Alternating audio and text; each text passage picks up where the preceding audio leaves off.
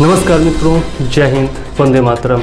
मैं हूं चंद्रवर्धन और स्वागत है आपका अध्ययन इन्फोटेनमेंट में। साप्ताहिक समसामयिकी समाचारों के इस बुलेटिन में हम लोग देखते हैं सप्ताह भर के महत्वपूर्ण समाचार विभिन्न स्रोतों जैसे द हिंदू, PIB, दैनिक जागरण, राष्ट्रीय edition, Indian Express, All India Radio, Lok Sabha TV, Rajya Sabha TV इत्यादि से।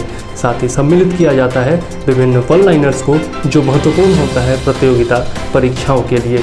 तो आइए शुरू करते हैं आज का अपना बुलेटिन और देखते हैं सबसे पहले सप्ताह भर के प्रमुख हेडलाइन।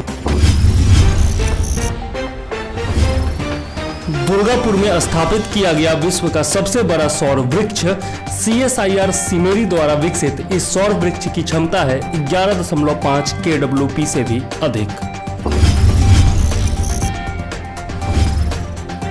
केंद्रीय मंत्रिमंडल द्वारा मिशन कर्मयोगी का अनुमोदन। सिविल सेवा क्षमता विकास हेतु नई राष्ट्रीय अवसंरचना का होगा विकास। वैश्विक नवाचार सूचकांक का 13वां संस्करण जारी। कॉर्नेल विश्वविद्यालय, इनसीड और संयुक्त राष्ट्र के विश्व बौद्धिक संपदा संगठन द्वारा संयुक्त रूप से जारी की गई है रिपोर्ट। भारत द्वारा हाइपरसोनिक मिसाइल तकनीक का सफल परीक्षण किया गया। अमेरिका, रूस और चीन के बाद हाइपरसोनिक तकनीक विकसित करने वाला विश्व का चौथा देश बना भारत। आंध्र प्रदेश के कोडप्पा जिले में खुदाई के दौरान रेनाटी चोल युग के दुर्लभ शिलालेख की प्राप्ति। डोलोमाइट चट्टान के टुकड़े पर तेलुगु भाषा में उत्कीर्ण है लेख। राष्ट्रीय अपराध रिकॉर्ड ब्यूरो द्वारा आत्महत्या तथा दुर्घटनावश हुई मौतों पर जारी की गई रिपोर्ट। 2018 की तुलना में आत्महत्या तथा दुर्घटनावश मौतों की संख्या में हुई है वृद्धि। इलेक्ट्रॉनिक्स एवं सूचना प्रौद्योगिकी मंत्रालय द्वारा PUBG सहित 118 चीनी मोबाइल ऐप्स पर लगाया गया प्रतिबंध। नमस्कार मित्रों, जय हिंद, वंदे मातरम। आइए देख लेते हैं 1 से 8 सितंबर 2020 का करंट अफेयर्स और पहले देखते हैं वन लाइनर करंट अफेयर्स। केंद्रीय मंत्रिमंडल ने भूविज्ञान और खनिज संसाधनों के क्षेत्र में भारत और जिस देश के साथ सहयोग को मंजूरी दी है तो वह है फिनलैंड। मतलब भारत और फिनलैंड के बीच भूविज्ञान और खनिज संसाधनों के क्षेत्र में सहयोग को मंजूरी दी गई है। रक्षा मंत्रालय ने मेक इन इंडिया को बढ़ावा देने के लिए कितने करोड़ रुपए के अनुबंध पर हस्ताक्षर किए हैं तो है 2580 करोड़ रुपए। यह जरूर याद रखिएगा, फिनलैंड वाला, ये डाटा कोई याद रखना जरूरी नहीं है। वह देश जिसने विश्व का सबसे बड़ा सोलर ट्री विकसित किया है तो वह है भारत। बहुत बड़ी उपलब्धि है, इंपॉर्टेंट है, याद रखिएगा। विश्व का सबसे बड़ा सोलर ट्री कहने का मतलब सौर ऊर्जा से चलने वाला जो पैनल होगा उसी का पेड़नुमा कोई आकृति बनाया गया होगा, ठीक है। तो यह है भारत ने बनाया है। जिस देश ने कैलाश मानसरोवर के पास सतह से हवा में मार करने वाली मिसाइल स्थापित की है तो वह है चीन। हाल ही में भारत ने PUBG गेम सहित कितने चाइनीज ऐप पर प्रतिबंध लगाया है तो यह है 118। इंपॉर्टेंट है, याद रखिएगा। इससे पहले भी 100 से ऊपर चीनी ऐप्स को प्रतिबंधित किया गया था। केंद्र सरकार ने भारतीय विमानन कंपनियों को जितने प्रतिशत घरेलू उड़ानों के लिए मंजूरी प्रदान कर दी है तो 60% उड़ानें भरी जा सकती हैं, घरेलू उड़ानें। ग्लोबल इनोवेशन इंडेक्स GII में भारत 4 पायदान की छलांग लगाकर कितने स्थान पर पहुंच गया है तो 48वें स्थान पर पहुंच गया है ग्लोबल इनोवेशन इंडेक्स। इसके बारे में हम लोग आगे भी पढ़ेंगे, इंपॉर्टेंट है, याद रखिएगा। भारत की रैंकिंग 48वीं है। केंद्र सरकार ने कश्मीरी, डोगरी, हिंदी, अंग्रेजी और जिस भाषा को जम्मू कश्मीर की आधिकारिक भाषा के लिए रूप में मंजूरी प्रदान की है तो वह है उर्दू। इसके बारे में भी हम लोग आगे पढ़ेंगे, इंपॉर्टेंट है, याद रखिएगा। जिस राज्य सरकार ने हाल ही में रम्मी और पोकर जैसे ऑनलाइन गेम पर प्रतिबंध लगाने का फैसला किया है तो वह है आंध्र प्रदेश। इंपॉर्टेंट है, याद रखिएगा। भारतीय रेलवे बोर्ड के नए CEO के रूप में किसकी नियुक्ति की गई है? तो विनोद कुमार यादव की नियुक्ति की गई है। और रेलवे के एग्जाम्स होने वाले हैं तो उसमें यह प्रश्न पूछा जा सकता है, इंपॉर्टेंट है, याद रखिएगा। भारत और जिस देश के बीच इंद्र युद्धाभ्यास का आयोजन किया जा रहा है तो वह है रूस, इंपॉर्टेंट है। और युद्धाभ्यास के बारे में तो हमेशा क्वेश्चन पूछा जाता रहता है, तो यह जरूर याद रखिएगा। इंद्र युद्धाभ्यास जो है वह भारत और रूस के बीच में आयोजन किया जा रहा है। रूस ने जिस देश के साथ नो आर्मी सप्लाई की पॉलिसी जारी रखेगा तो वह है पाकिस्तान। पाकिस्तान के साथ रूस की नो आर्मी सप्लाईज पॉलिसी जारी रहेगी, मतलब रूस जो है वह पाकिस्तान को कोई भी सैन्य उपकरण या फिर सैन्य सहायता नहीं देगा। जिस देश की सरकार ने कैलेंडर, डायरी और त्योहार ग्रीटिंग कार्ड की छपाई पर प्रतिबंध लगाया है तो वह है भारत। जिस राज्य सरकार ने किसी भी चीनी कंपनी को प्रदेश में सीधे टेंडर डालने पर रोक लगा दी है तो वह है उत्तर प्रदेश, इंपॉर्टेंट है, याद रखिएगा। हाल ही में जिस देश की एक शीर्ष अदालत ने हिंदू विधवा महिलाओं को कृषि और गैर कृषि जमीन दोनों पर अधिकार देने की घोषणा की है तो वह है बांग्लादेश, यह भी इंपॉर्टेंट है, याद रखिएगा। भारत और रूस के बीच हाल ही में जिस नई राइफल के निर्माण को मंजूरी दे दी गई है तो यह है AK-203, AK-203। AK-47 और 56 तो आप लोगों ने सुना होगा, AK-203 बनाया जा रहा है, तो इसका क्षमता का अंदाजा आप लगा सकते हैं।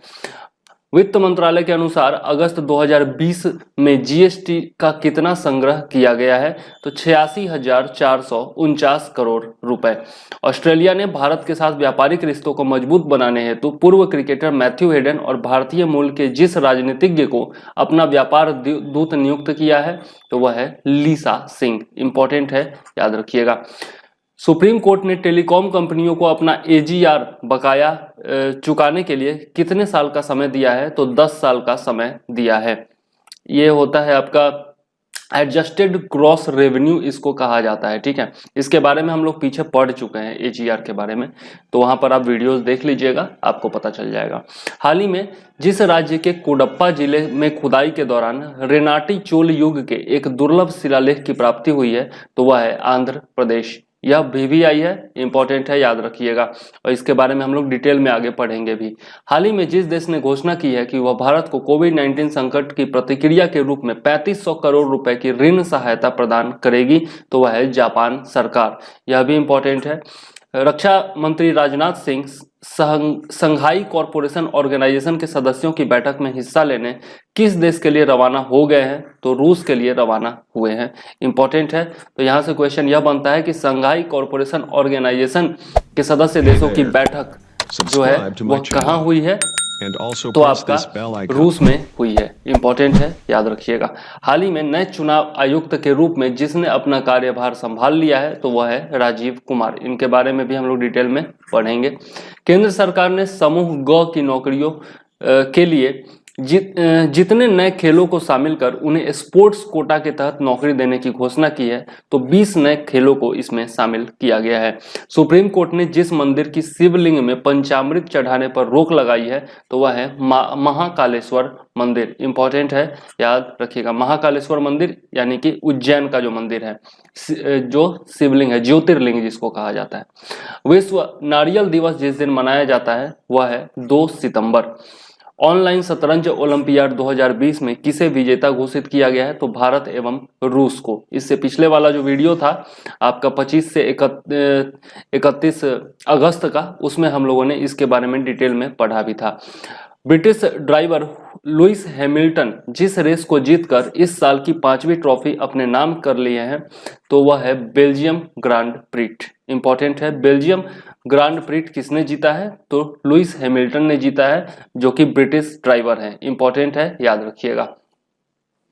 जिस राज्य में 1500 करोड़ रुपए की लागत से विश्व के सबसे बड़े टॉय म्यूजियम बनाने की घोषणा की गई है तो वह है गुजरात। टॉय म्यूजियम मतलब खिलौना का जो संग्रहालय होता है, ठीक है, तो इंपॉर्टेंट है, गुजरात में बनाया जाएगा, इंपॉर्टेंट है, याद रखिएगा।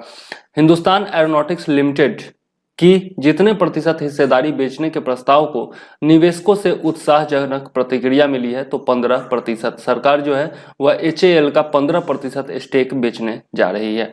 हाल ही में जिस सरकार ने विधानसभा में एक प्रस्ताव पारित कर केंद्र सरकार द्वारा प्रस्तुत कृषि अध्यादेशों और प्रस्तावित विद्युत संशोधन विधेयक 2020 को खारिज कर दिया है, तो वह राज्य है पंजाब।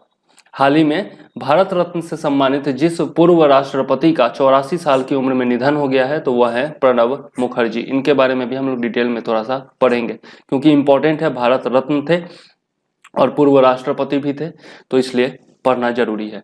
नागरिक उड्डयन महानिदेशालय ने अंतर्राष्ट्रीय उड़ानों पर लगे प्रतिबंध को कब तक के लिए बढ़ा दिया है, तो 30 सितंबर तक के लिए बढ़ा दिया है। सुप्रीम कोर्ट ने वकील कार्यकर्ता प्रशांत भूषण द्वारा कोर्ट की अवमानना के मामले में फैसला सुनाते हुए उन पर कितने रुपए का जुर्माना लगाया है, तो 1 रुपए का जुर्माना लगाया गया है। इसको सांकेतिक जुर्माना कहा जा सकता है, ठीक है। हालांकि इसके बारे में बहुत सारे मीम्स भी बनाए गए हैं, तो मीम्स आप लोग एंजॉय कर सकते हैं ट्विटर पर या फिर सोशल मीडिया पर। हाल ही में जिस पूर्व सांसद को जननायक जनता पार्टी का राष्ट्रीय अध्यक्ष नियुक्त किया गया है, तो वह है अजय सिंह चौटाला। इंपॉर्टेंट है, याद रखिएगा, अजय सिंह चौटाला। लेबनान में प्रमुख राजनीतिक दलों के समर्थन के बाद जिसे प्रधानमंत्री पद के लिए नामित किया गया है, तो वह है मुस्तफा अदीब। जिस राज्य में संयुक्त राष्ट्र के सतत विकास लक्ष्यों के संदर्भ में पहला अंतर्राष्ट्रीय महिला व्यापार केंद्र स्थापित किया जाएगा, तो वह है केरल। इंपॉर्टेंट है, याद रखिएगा, पहला अंतर्राष्ट्रीय महिला व्यापार केंद्र है, इसलिए इंपॉर्टेंट हो जाता है। वह देश जिसने रूस में अगले महीने होने जा रहे साझा सैन्य अभ्यास कवकाज 2020 से खुद को अलग कर लिया है, तो वह है भारत। इसके बारे में हम लोग डिटेल में भी पढ़ेंगे, कवकाज युद्धाभ्यास के बारे में। वेस्टइंडीज के जिस ऑलराउंडर ने T20 क्रिकेट में 500 विकेट लेने वाले दुनिया के पहले गेंदबाज बनने का रिकॉर्ड कायम किया है, तो वह है DJ ब्रावो या ड्वेन ब्रावो इनको कहा जाता है। इंपॉर्टेंट है, याद रखिएगा। जिस देश के सलामी बल्लेबाज निषाद थरंगा परणविताना ने अंतर्राष्ट्रीय क्रिकेट के सभी प्रारूपों से संन्यास की घोषणा की है, तो वह है श्रीलंका। नाम से ही पता चलता है कि श्रीलंका के हैं। राष्ट्रीय खेल दिवस किस दिन मनाया जाता है, तो यह 29 अगस्त को मनाया जाता है। और किसके जन्म दिवस पर मनाया जाता है, मेजर ध्यानचंद, जो जिनको कि हॉकी का जादूगर कहा जाता है, उनके जन्म दिवस पर यह मनाया जाता है 29 अगस्त को। वह राज्य सरकार जिसने हाल ही में पूर्व मंत्री चेतन चौहान के नाम पर रोड का नाम रखने की घोषणा की है, तो वह है उत्तर प्रदेश। क्योंकि उत्तर प्रदेश सरकार में मंत्री थे, तो उत्तर प्रदेश सरकार ही ये काम कर सकती है, तो थोड़ा सा कॉमन सेंस भी लगा सकते हैं आप। हॉलीवुड के जिस प्रसिद्ध अभिनेता का 43 वर्ष की उम्र में कैंसर के कारण निधन हो गया है, तो वह है चैडविक बोसमैन। चैडविक बोसमैन, ठीक है। और अवेंजर्स सीरीज के मूवी में इन्होंने काम किया है, चैडविक बोसमैन ने। तेलुगु भाषा दिवस किस दिन मनाया जाता है, तो यह 29 अगस्त को मनाया जाता है। भारत और जिस देश ने वीडियो कॉन्फ्रेंसिंग के माध्यम से 14वीं रक्षा नीति वार्ता आयोजित की है, तो सिंगापुर के साथ भारत ने 14वीं रक्षा नीति वार्ता आयोजित की है। इंपॉर्टेंट है, याद रखिएगा। केंद्र सरकार ने तमिलनाडु के जिस जिले को पूरी तरह से डिजिटल अर्थव्यवस्था वाला पहला जिला घोषित किया है, तो वह है विरुधुनगर। विरुधुनगर इंपॉर्टेंट है, याद रखिएगा। PBI है, ये किसी न किसी एग्जाम में जरूर पूछा जाएगा। जीवन बीमा कंपनी बजाज अलायंस ने जिस अभिनेता को अपना ब्रांड एम्बेसडर नियुक्त किया है, तो आयुष्मान खुराना। बहुत ही ज्यादा चर्चा में है, इनकी बहुत सारी मूवीज जो है वो फेमस हुई है और अच्छे एक्टर भी हैं, तो इनका आज के डेट में बहुत ही ज्यादा वर्चस्व चल रहा है। हाल ही में तुर्की ने पूर्वी भूमध्य सागर में जिस देश द्वारा एक नौसैनिक अभ्यास के आयोजन की घोषणा की है, तो रूस के द्वारा। भारतीय रिजर्व बैंक ने जिसको बैंक का प्रबंध निदेशक और मुख्य कार्यकारी अधिकारी बनाए जाने के लिए अपनी मंजूरी दे दी है, तो मुरली राम कृष्णन इनको रिजर्व बैंक का प्रबंध निदेशक मतलब कि MD और मुख्य कार्यकारी अधिकारी यानी कि CEO बनाया जाएगा, मुरली राम कृष्णन को। इंपॉर्टेंट है, याद रखिएगा। जिस राज्य ने ईज ऑफ डूइंग बिजनेस 2019 की रैंकिंग में शीर्ष स्थान प्राप्त किया है, तो वह है आंध्र प्रदेश। यह PBI है, जरूर किसी न किसी एग्जाम में पूछा जाएगा, इंपॉर्टेंट है, याद रखिएगा। जम्मू कश्मीर के उपराज्यपाल मनोज सिन्हा का मुख्य सचिव किसे नियुक्त किया गया है, तो IAS नीतीश्वर कुमार को, आईएएस नीतीश्वर कुमार को। और यहाँ से क्वेश्चन एक ये भी बन जाता है कि जम्मू कश्मीर के वर्तमान उपराज्यपाल कौन है, तो मनोज सिन्हा है। प्रथम अंतर्राष्ट्रीय स्वच्छ वायु दिवस कब मनाया जा रहा है, तो 7 सितंबर को मनाया जा रहा है। जिस देश के वित्त मंत्री और संचार मंत्री युवराज खाटीवारा ने अपने पद से इस्तीफा दे दिया है, तो वह है नेपाल। ब्रिक्स खेल 2021 की मेजबानी किस देश को सौंपी गई है, तो भारत को सौंपी गई है। इंपॉर्टेंट है, याद रखिएगा। फिंच रेटिंग ने चालू वित्त वर्ष 2020-21 में भारतीय अर्थव्यवस्था में जितने प्रतिशत की भारी गिरावट का अनुमान लगाया है, तो 10.5%। और कोविड-19 के कारण यह तो होना ही है। वैसे भी भारतीय अर्थव्यवस्था डाउन ही चल रही थी और अब कोविड-19 आ गया तो और भी ज्यादा डाउन जाना तय है। सुप्रीम कोर्ट के आदेश के मुताबिक राज्यों को सरकारी विज्ञापनों की विषय वस्तु के नियमन के बारे में जितने सदस्यों की एक समिति का गठन करना है, तो 3 सदस्यों की समिति का गठन करना है। दिल्ली उच्च न्यायालय ने केंद्र सरकार को असम राइफल्स के लिए दोहरी नियंत्रण संरचना को समाप्त करने अथवा उसे बनाए रखने को लेकर निर्णय हेतु जितने सप्ताह का समय दिया है, तो 12 सप्ताह का समय दिया गया है। जिस राज्य सरकार ने हाल ही में एक पुरानी योजना स्वयं SVAYEM स्वयं योजना को फिर से लागू किया है, तो यह है असम सरकार। इंपॉर्टेंट है, याद रखिएगा। और इस योजना के बारे में हम लोग आगे भी डिटेल में पढ़ेंगे। वह राज्य जिसमें पर्यटन को बढ़ावा देने हेतु नदियों में क्रूज चलने की शुरुआत की जाएगी, तो ओडिशा में। वोडाफोन और आइडिया कंपनी ने हाल ही में मिलकर कंपनी को क्या नाम दिया है? जैसा हम लोग जानते हैं वोडाफोन और आइडिया जो है आपस में मर्ज हो गई है, तो नई जो कंपनी होगी उसको VI नाम दिया गया है। V फॉर वोडाफोन और I फॉर आइडिया, तो इसको VI नाम दिया गया है। विश्व साक्षरता दिवस किस दिन मनाया जाता है, तो 8 सितंबर को मनाया जाता है। वह देश जो हाइपरसोनिक प्रौद्योगिकी निर्देशक यान HSTDV तैयार करने वाला दुनिया का चौथा देश बन गया है, तो यह है भारत। इसके बारे में हम लोग डिटेल में भी पढ़ेंगे। हाइपरसोनिक प्रौद्योगिकी निर्देशक यान बनाने वाला चौथा देश बन गया है, ठीक है। भारत के जिस रेडियो खगोल विज्ञान के जनक का महाराष्ट्र के पुणे में निधन हो गया, तो डॉक्टर गोविंद स्वरूप का निधन हुआ है। भारत के कौन है ये रेडियो खगोल विज्ञान के जनक, इनको माना जाता है भारत का, डॉक्टर गोविंद स्वरूप को। यह जरूर पूछा जाएगा किसी न किसी में, बहुत इंपॉर्टेंट है, याद रखिएगा। इटालियन ग्रैंड प्रिक्स 2020 के विजेता कौन है, तो पियरे गैसली हैं। पियरे गैसली, यह भी इंपॉर्टेंट है, याद रखिएगा। पियरे गैसली इटालियन ग्रैंड प्रिक्स 2020 के विजेता। हाल ही में जिस देश ने कोरोना के टीके को आम जनता के लिए जारी कर दिया है, तो वह है रूस। खाद्य नियामक, भारतीय खाद्य संरक्षा और मानक प्राधिकरण ने स्कूल परिसरों को जितने मीटर के दायरे और स्कूल के कैंटीन के अंदर जंक फूड की बिक्री पर और विज्ञापन पर रोक लगा दी है, तो 50 मीटर के अंदर, मतलब 50 मीटर के अंदर जो है आप जंक फूड का मतलब कि बिक्री नहीं कर सकते और जो विज्ञापन है वो भी नहीं दे सकते हैं, ठीक है। यह बहुत अच्छा काम किया है। बच्चे जो हैं बड़ा बीमार हो रहे हैं जंक फूड खा करके। भारत जिन देशों के साथ मिलकर 5G तकनीक पर काम कर रहा है, तो इजराइल एवं अमेरिका के साथ। केंद्रीय कृषि और कल्याण मंत्री नरेंद्र सिंह तोमर ने जितने राज्यों में 22 बांस समूहों को लॉन्च किया है, तो 9 राज्यों में। इंपॉर्टेंट है। RBI ने नए दिशा निर्देशों के मुताबिक प्राथमिकता प्राप्त क्षेत्र में वित्त के लिए योग्य स्टार्टअप द्वारा प्राप्त अधिकतम राशि क्या होगी, तो 50 करोड़ रुपए होगी। उत्तर प्रदेश सरकार ने जिस एयरपोर्ट का नाम भगवान श्री राम के नाम पर रखने की घोषणा की है, तो अयोध्या एयरपोर्ट। अयोध्या में श्री राम मंदिर बन रहा है, भव्य श्री राम का मंदिर, तो अयोध्या का एयरपोर्ट जो है उसका नाम भगवान राम के नाम पर करने की घोषणा की गई है।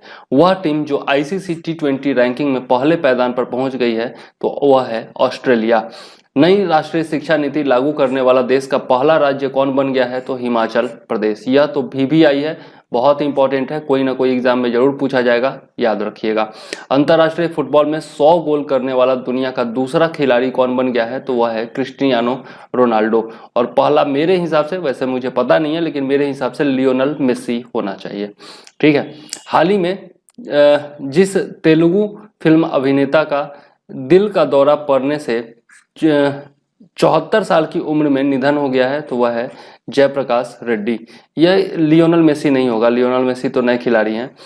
इनका नाम मैं बता दूंगा, कमेंट में बता दूंगा, या फिर आप लोग सर्च करके बताइए कि क्रिस्टियानो रोनाल्डो तो दूसरे हैं, पहले कौन है, ठीक है। हाल ही में जिस तेलुगु फिल्म अभिनेता को दिल का दौरा पड़ने से 74 साल की उम्र में निधन हो गया है, तो नाम है जयप्रकाश रेड्डी। बहुत सारी फिल्मों में इनको आप लोगों ने देखा होगा, बहुत ही प्रसिद्ध अभिनेता थे और कॉमेडी रोल बहुत अच्छा करते थे। आइए अब देख लेते हैं करंट अफेयर्स विस्तार से। कुछ पॉइंट्स हम लोग इस वीडियो में देखेंगे और कुछ पॉइंट्स जो हैं वह अगले वीडियो में देखेंगे। पहला है बाल्टिक देश। यह एक भू राजनीतिक शब्द है जिसका इस्तेमाल आमतौर पर उत्तरी यूरोप में बाल्टिक सागर के पूर्वी तट पर 3 संप्रभु राज्यों के समूह एस्टोनिया, लातविया और लिथुआनिया के लिए किया जाता है। तो यह इंपॉर्टेंट है, याद रखिएगा कि बाल्टिक देशों में कौन कौन आता है, तो एस्टोनिया, लातविया और लिथुआनिया आता है। तीनों देशों के बीच सहयोग के सबसे महत्वपूर्ण क्षेत्र कौन कौन है, तो विदेशी और सुरक्षा नीति, रक्षा, ऊर्जा और परिवहन। तीनों देश यूरोपीय संघ, नाटो, यूरोजोन और ओईसीडी के सदस्य हैं। इन तीनों देशों को विश्व बैंक के द्वारा उच्च आय वाली अर्थव्यवस्थाओं के रूप में वर्गीकृत किया गया है तथा इसमें मानव विकास सूचकांक उच्च स्तर पर है, इसलिए यह फेमस है, ठीक है। यहाँ पर इनका मैप दिया हुआ है, तो थोड़ा सा वीडियो को जूम करके आप लोग देख लीजिएगा। हमास के बारे में देखते हैं, तो हमास एक फिलिस्तीनी इस्लामिक राजनीतिक संगठन और आतंकवादी समूह है। इस संगठन की स्थापना वर्ष 1987 में हुई थी और तब से यह आत्मघाती बम विस्फोट और रॉकेट हमलों के माध्यम से इजरायल के विरुद्ध युद्ध छेड़े हुए है। यह फिलिस्तीनी प्रशासन से पृथक तंत्र के रूप में गाजा पट्टी को नियंत्रित करता है। डायरेक्ट इससे क्वेश्चन नहीं पूछा जा सकता है, लेकिन जो बड़े बड़े पॉइंट्स होते हैं जिनका मैं विश्लेषण करता हूं उसमें हमास का नाम बराबर आता है, तो वो क्या है इसके बारे में जान लेना जरूरी था, इसलिए मैंने इसको शामिल कर लिया। चर्चित स्थल क्रीट द्वीप के बारे में देख लेते हैं। यह सभी ग्रीक द्वीपों में सबसे बड़ा और सबसे अधिक आबादी वाला द्वीप है, ठीक है। ग्रीक द्वीप कहने का मतलब ग्रीनलैंड का जो द्वीप है उसको ग्रीक द्वीप कहा जाएगा, ठीक है। तो उसमें जो है सबसे बड़ा और सबसे अधिक आबादी वाला द्वीप है यह, ठीक है। क्रीट दिसंबर 1913 में ग्रीस का हिस्सा बन गया था। ग्रीस का हिस्सा बन गया था यह 1913 में। यह एजियन सागर के दक्षिणी भाग में स्थित है तथा लीबियन सागर और एजियन सागर को विभाजित करता है। यहाँ पर देखिए, ये है एजियन सागर और ये है लीबियन सागर, और ये जो है बीच में यह इसको विभाजित करता है, ठीक है। तो इस मैप को थोड़ा सा बड़ा करके देख लीजिएगा आप लोग, ओके। आगे देख लेते हैं चर्चित स्थल चुशूल के बारे में। इसके बारे में पहले भी देख चुके हैं, लेकिन दोबारा देख लेते हैं क्योंकि यह फिर से चर्चा में है। तो यह भारत में लद्दाख के लेह जिले में स्थित एक गांव है। यह दरबुक तहसील में स्थित है, जिसे चुशूल घाटी के रूप में जाना जाता है। तो यह इंपॉर्टेंट पॉइंट है, याद रखिएगा। चुशूल घाटी 4360 मीटर की ऊंचाई पर रोजांगला और पांगोंग सो झील के पास स्थित है। और पैंगोंग सो झील जो है वो तो पिछले लगभग 3-4 महीने से चर्चा में है, तो याद जरूर रखिएगा। चुशूल भारतीय सेना और चीन की पीपुल्स लिबरेशन आर्मी के बीच नियमित परामर्श और वार्ता के लिए बैठक हेतु आधिकारिक तौर पर तय किए गए 5 बिंदुओं में से एक है। वर्ष 1962 के युद्ध के दौरान यही वह स्थान था जहां से चीन ने अपना मुख्य आक्रमण शुरू किया था। भारतीय सेना ने चुशूल घाटी के दक्षिणी पूर्वी छोर के पहाड़ी दर्रे रजांगला से वीरतापूर्वक युद्ध लड़ा था। यहाँ पर इसका मैप आप लोग देख सकते हैं, थोड़ा सा बड़ा करके देख लीजिएगा, ठीक है, तो आप लोगों को अच्छे से समझ में आ जाएगा, ठीक। आगे देख लेते हैं जम्मू कश्मीर के लिए 3 और आधिकारिक भाषाएं। केंद्रीय मंत्रिमंडल द्वारा केंद्र शासित प्रदेश जम्मू कश्मीर में कश्मीरी, डोगरी और हिंदी को आधिकारिक भाषाओं के रूप में शामिल करने के लिए एक विधेयक को मंजूरी दी गई है। पूर्ववर्ती राज्य में केवल अंग्रेजी और उर्दू को ही आधिकारिक भाषा का दर्जा प्राप्त था। तो यह इंपॉर्टेंट पॉइंट है, याद रखिएगा। नेक्स्ट पॉइंट है मुंद्रा पोर्ट। यह कच्छ की खाड़ी के उत्तरी किनारे पर स्थित भारत का सबसे बड़ा निजी बंदरगाह है। तो भारत का सबसे बड़ा निजी बंदरगाह है, इसलिए बहुत इंपॉर्टेंट है, पूछा जा सकता है कि भारत का सबसे बड़ा निजी बंदरगाह कौन है, तो वह है मुंद्रा पोर्ट। और कहाँ स्थित है, तो कच्छ की खाड़ी के उत्तरी किनारे पर स्थित है। चर्चा का कारण क्या है, तो मुंद्रा पोर्ट टर्मिनल संबंधी सौदा चीनी कंपनी के साथ संबद्ध होने के कारण जांच के दायरे में आ गया है।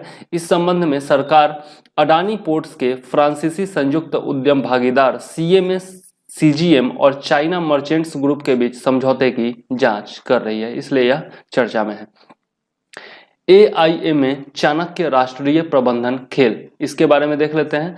तो यह ऑनलाइन व्यापार सिमुलेशन खेल है जिसका प्रतिवर्ष आयोजन किया जाता है।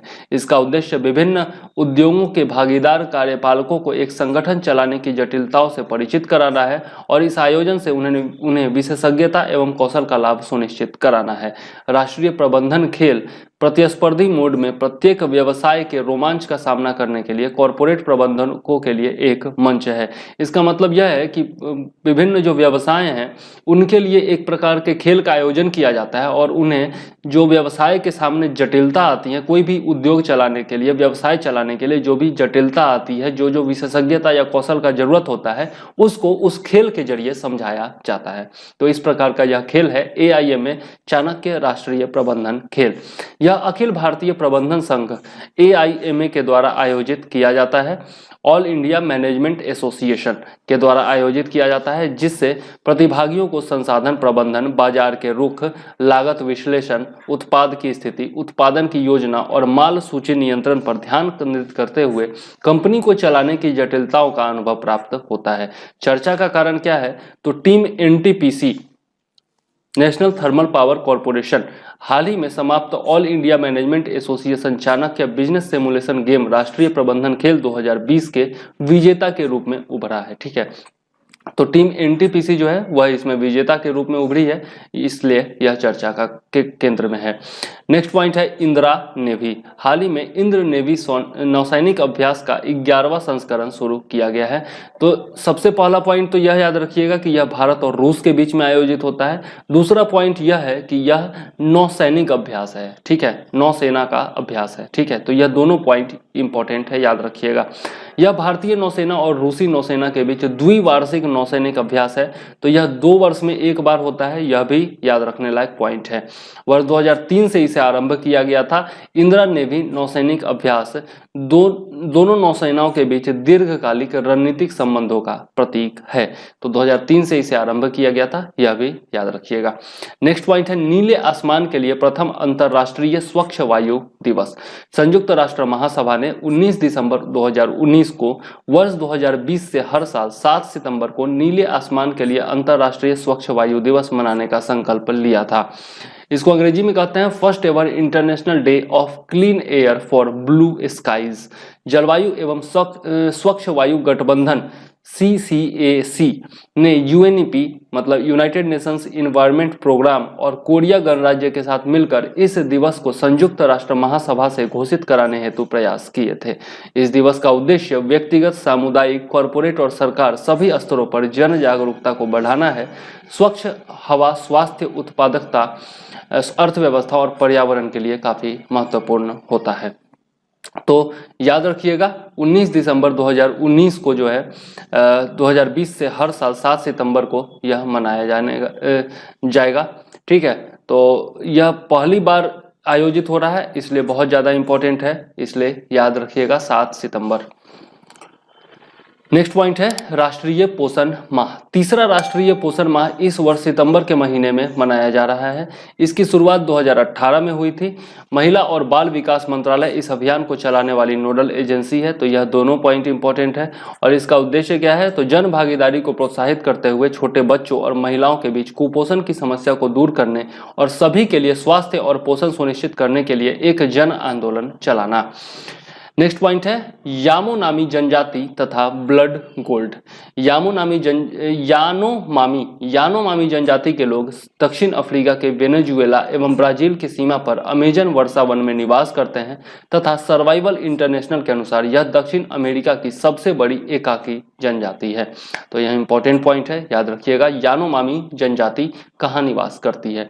यानोमामी जनजाति के लोग सामूहिक व्यवस्था में बड़े आकार के गोलाकार घर में रहते हैं जिसे साबोनोस कहा जाता है तथा इसमें एक साथ 400 लोग तक रह सकते हैं। तो साबोनोस नाम याद रखिएगा। यानोमामी जनजाति से संबंधित है। यानोमामी में प्रथा प्रचलित है जिसमें शिकारी अपने शिकार किए गए मांस को नहीं खाता है। यानोमामी सभी लोगों को एक समान मानते हैं तथा इसमें कोई मुखिया नहीं होता है। इनके सभी निर्णय लंबी चर्चा और बहस के बाद सर्वसम्मति पर आधारित होते हैं। अब चर्चा में क्यों है, तो 1980 के दशक के बाद से यानोमामी जनजाति को अवैध सोने की खानों के कारण होने वाले हमलों का सामना करना पड़ रहा है। यह माना जाता है कि यानोमामी जनजाति के क्षेत्रों से अवैध रूप से खनन किया गया सोना वर्ष 2018 से भारत में लाया जा रहा है। इस क्षेत्र से निकले सोने को खूनी सोना यानी कि ब्लड गोल्ड नाम दिया गया है। हाल ही में उन्होंने भारत सरकार से इस सोने की खरीद पर रोक लगाने के लिए कहा है, तो इस कारण से यह चर्चा में है। तो यानोमामी जनजाति याद रखिएगा। नेक्स्ट है रेलवे अधिनियम 1989 की धारा 144(2). इसके अनुसार यदि कोई भी व्यक्ति किसी भी रेलगाड़ी अथवा रेलवे स्टेशन पर भीख मांगता है तो उसे 1 वर्ष के लिए कारावास की सजा अथवा 2000 रुपए तक जुर्माना या दोनों हो सकते हैं। तो इसके लिए यह जो है आपका धारा 144(2) है रेलवे अधिनियम 1989 का। चर्चा का कारण क्या है, तो रेल मंत्रालय ने ट्रेनों या रेलवे परिसरों पर भीख मांगने को गैर अपराध घोषित करने का प्रस्ताव दिया है। ठीक है, और यह प्रस्ताव मंजूरी हो जाती है तो यह जो कारावास की सजा और 2000 रुपए तक का जुर्माना है यह नहीं लगेगा, क्योंकि यह गैर अपराध घोषित हो जाएगा। ठीक है, तो इस कारण से यह चर्चा में है। नेक्स्ट देख लेते हैं अशासकीय व्यक्तियों के लिए केंद्रीय सुरक्षा कवच। अशासकीय व्यक्ति कहने का मतलब क्या है, जो प्रशासन या फिर शासन व्यवस्था का अंग नहीं है वैसे व्यक्ति। तो खुफिया एजेंसियों से मिली जानकारी के आधार पर गृह मंत्रालय द्वारा अशासकीय व्यक्तियों को केंद्रीय सुरक्षा देने का निर्णय लिया जाता है। भारत में 6 प्रकार के केंद्रीय सुरक्षा कवच हैं। पहला X है, Y है, Y+ है, Z है, Z+ है और SPG है। ठीक है, तो यह 6 प्रकार के सुरक्षा कवच मिलते हैं। आप देखते होंगे X अभी जो है कंगना रनावत को Y श्रेणी की सुरक्षा मिली है, इस प्रकार से आपका Z+ सुरक्षा होता है, SPG श्रेणी का सुरक्षा होता है।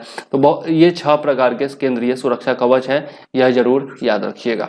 विशेष सुरक्षा दल SPG केवल प्रधानमंत्री की सुरक्षा करता है, जबकि अन्य सुरक्षा कवच का आकलन केंद्र के आकलन के आधार पर किसी को भी प्रदान किए जा सकते हैं। ठीक है, तो सबसे जो प्रमुख होता है इसमें वह SPG होता है और सबसे जो लो श्रेणी का होता है, सबसे निम्न श्रेणी का होता है वह X सुरक्षा होता है। ठीक है, चर्चा का कारण यही है कि हाल ही में अभिनेत्री कंगना रनौत को Y+ श्रेणी की सुरक्षा प्रदान की गई है।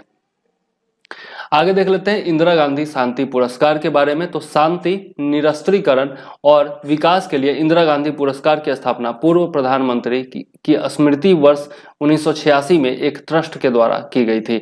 इसमें एक प्रशस्ति पत्र के साथ 25 लाख रुपए का नगद पुरस्कार प्रदान किया जाता है। योग्यता क्या है, तो यह पुरस्कार अंतरराष्ट्रीय शांति और विकास सुनिश्चित करने की दिशा में काम करने वाले व्यक्तियों या संगठनों को दिया जाता है। चर्चा का कारण क्या है, तो मशहूर प्रकृतिवादी और प्रसारक सर डेविड एटनबरो को सोमवार को 2019 के इंदिरा गांधी शांति पुरस्कार से सम्मानित किया गया है। तो इस बार किसको सम्मानित किया गया है, डेविड एटनबरो को। यह VVI पॉइंट हो जाता है, इंपॉर्टेंट है, याद रखिएगा। पुरस्कारों के बारे में अक्सर प्रश्न पूछे जाते हैं। ठीक है, तो डेविड एटनबरो को 2019 का इंदिरा गांधी शांति पुरस्कार से सम्मानित किया गया है। नेक्स्ट पॉइंट है, इस सदी के दौरान अगस्त में दूसरी सर्वाधिक बारिश हुई है। भारतीय मौसम विज्ञान विभाग IMD के आंकड़ों के अनुसार इस वर्ष अगस्त में बारिश वर्ष 1926 के बाद सर्वाधिक 32.7 सेंटीमीटर हुई है, जो कि इस महीने में सामान्य से 27% अधिक है। अगस्त 1926 में 34.8 सेंटीमीटर वर्षा दर्ज की गई थी। तो यह इंपॉर्टेंट है, याद रखिएगा। गुरुप्रिया ब्रिज के बारे में देख लेते हैं, गुरुप्रिया पुल के बारे में। तो यह ओडिशा में गुरुप्रिया नदी के ऊपर निर्मित है। इसका वर्ष 2018 में उद्घाटन किया गया था। यह पुल चित्रकोंडा ब्लॉक की 9 पंचायतों के 151 गांवों को मुख्य भूमि से जोड़ता है। चर्चा का कारण क्या है, तो हाल ही में ओडिशा के माओवादी स्वाभिमान अंचल को मोबाइल संपर्क सुविधा प्रदान की गई है, याद रखिएगा, इंपॉर्टेंट है। राष्ट्रीय खेल प्रोत्साहन पुरस्कार 2020 के बारे में देख लेते हैं। हाल ही में एयरफोर्स स्पोर्ट्स कंट्रोल बोर्ड को राष्ट्रीय खेल प्रोत्साहन पुरस्कार 2020 से सम्मानित किया गया है, इंपॉर्टेंट है, याद रखिएगा। एयरफोर्स स्पोर्ट्स कंट्रोल बोर्ड को यह पुरस्कार खिलाड़ियों को अपने संबंधित खेल क्षेत्र में उत्कृष्टता हासिल करने एवं खेल कल्याण उपायों को लागू करने में उत्कृष्ट योगदान के लिए प्रदान किया गया है।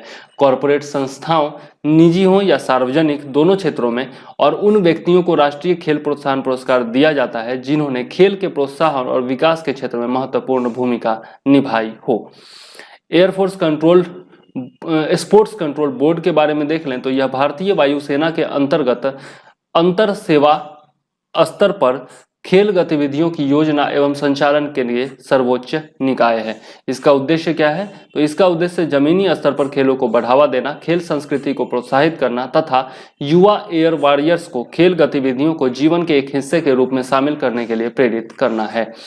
नेक्स्ट पॉइंट है राजीव कुमार के बारे में। तो पूर्व केंद्रीय वित्त सचिव और सेवानिवृत्त आईएएस अधिकारी राजीव कुमार ने देश के नए चुनाव आयुक्त के रूप में पदभार संभाल लिया है। इंपॉर्टेंट पॉइंट है 1984 बैच के झारखंड कैडर के आईएएस अधिकारी राजीव कुमार पूर्व चुनाव आयुक्त अशोक लवासा का स्थान लेंगे। तो इससे पहले जो चुनाव आयुक्त थे वह अशोक लवासा थे। आयुक्त अशोक लवासा को एशियाई विकास बैंक का उपाध्यक्ष नियुक्त किया गया था। तो यह भी इंपॉर्टेंट पॉइंट है, याद रखिएगा। अशोक लवासा एशियाई विकास बैंक के उपाध्यक्ष बनाए गए हैं। नेक्स्ट पॉइंट है स्पॉट।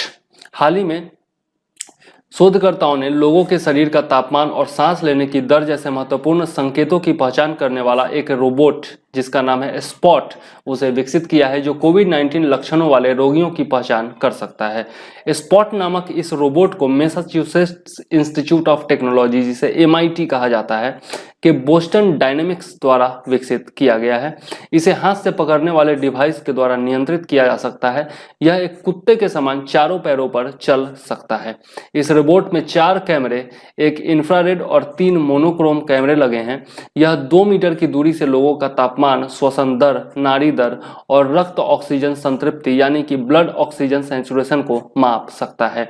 इंफ्रारेड कैमरा त्वचा के तापमान एवं श्वसन दर को मापता है, जबकि मोनोक्रोम कैमरा नाड़ी दर एवं रक्त ऑक्सीजन संतृप्ति, ब्लड ऑक्सीजन सैचुरेशन को मापता है। ठीक है, तो यह इंपॉर्टेंट पॉइंट है, कुछ इसमें याद रखिएगा। और रोबोट का क्या नाम है वह यह जरूर याद रखिएगा, स्पॉट नाम है रोबोट का। और नेक्स्ट पॉइंट है हमारा स्वदेशी hypersonic technology demonstrator vehicle. Odisha के APJ अब्दुल कलाम परीक्षण रेंज में हाइपरसोनिक तकनीक का सफलतापूर्वक परीक्षण करने के पश्चात अमेरिका, रूस और चीन के बाद भारत ऐसा करने वाला चौथा देश बन गया है। बहुत इंपॉर्टेंट पॉइंट है, याद रखिएगा। यह स्वदेशी तकनीक ध्वनि की गति से 6 गुना तेज रफ्तार से यात्रा करने वाले मिसाइलों के विकास की ओर मार्ग प्रशस्त करेगी। रक्षा अनुसंधान और विकास संगठन यानी कि DRDO के द्वारा विकसित हाइपरसोनिक टेक्नोलॉजी डिमॉन्स्ट्रेटर व्हीकल मानव रहित स्क्रैमजेट प्रदर्शन विमान है। भविष्य की लंबी दूरी की क्रूज मिसाइलों के लिए उपयोग होने के अलावा इसका उपयोग कम लागत पर उपग्रहों को लॉन्च करने के उद्देश्य से भी किया जा सकता है। इस व्हीकल में स्वदेश में विकसित स्क्रैमजेट प्रोपल्सन प्रणाली का उपयोग किया गया है। यह भी बहुत ही महत्वपूर्ण है। नेक्स्ट पॉइंट देख लेते हैं मिशन कर्मयोगी के बारे में। प्रधानमंत्री नरेंद्र मोदी की अध्यक्षता में केंद्रीय मंत्रिमंडल में सरकारी अधिकारियों के लिए मिशन कर्मयोगी को मंजूरी दी है।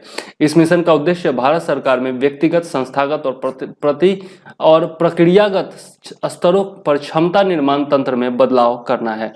मिशन कर्मयोगी का लक्ष्य भारतीय सिविल सेवकों को और भी अधिक रचनात्मक, सृजनात्मक, विचारशील, नवाचारी, अधिक क्रियाशील, प्रोफेशनल, प्रगतिशील, ऊर्जावान, सक्षम, पारदर्शी और प्रौद्योगिकी समर्थ बनाते हुए भविष्य के लिए तैयार करना है। विशिष्ट भूमिका दक्षताओं से युक्त सिविल सेवक उच्चतम गुणवत्ता मानकों वाली प्रभावकारी सेवा प्रदायगी सुनिश्चित करने में सफल होंगे। इस कार्यक्रम को एकीकृत सरकारी ऑनलाइन प्रशिक्षण आई गॉट कर्मयोगी प्लेटफॉर्म की स्थापना करके क्रियान्वित किया जाएगा। तो किस माध्यम से क्रियान्वयन होगा वह याद रखिएगा, आई गॉट कर्मयोगी प्लेटफॉर्म की स्थापना की जाएगी। I got Karmayogi platform Bharat में 2 करोड़ से भी अधिक कार्मिकों की क्षमताओं को बढ़ाने के लिए व्यापक और अत्याधुनिक संरचना सुलभ कराएगा। ठीक है, तो इस प्रकार से आज का वीडियो हम लोग यहीं पर समाप्त करते हैं और नेक्स्ट वीडियो में हम लोग इससे जुड़े और भी पॉइंट्स विस्तार में पढ़ेंगे। ठीक है, वीडियो अगर पसंद आए तो जरूर लाइक कीजिए, शेयर कीजिए और सब्सक्राइब कीजिए। अपने दोस्तों को हमारे चैनल से जोड़िए ताकि हमारा नया चैनल जो है वह विभिन्न लोगों तक पहुंच सके, अधिक से अधिक लोगों तक पहुंच सके और सभी लोग लाभान्वित हो सके। अगर आपको पीडीएफ चाहिए तो 9525360283 पर मुझे व्हाट्सएप मैसेज कर सकते हैं, या फिर एक और नंबर है 7004385014 पर आप मुझे कॉल भी कर सकते हैं। ठीक है, और बहुत ही कम रेट में आपको पीडीएफ मिल जाएगा करंट अफेयर्स का, और जीएस का भी यदि आप पीडीएफ लेना चाहें तो आपको ओरिजिनल पीडीएफ दृष्टि का मिल जाएगा, यूपीएससी और बीपीएससी दोनों का। इसके अलावा हिस्ट्री ऑप्शनल का भी अगर चाहिए यूपीएससी के लिए या फिर बीपीएससी के लिए तो वो भी आप ले सकते हैं। ठीक है, तो इसी के साथ मुझे दीजिए इजाजत। जय हिंद, वंदे मातरम।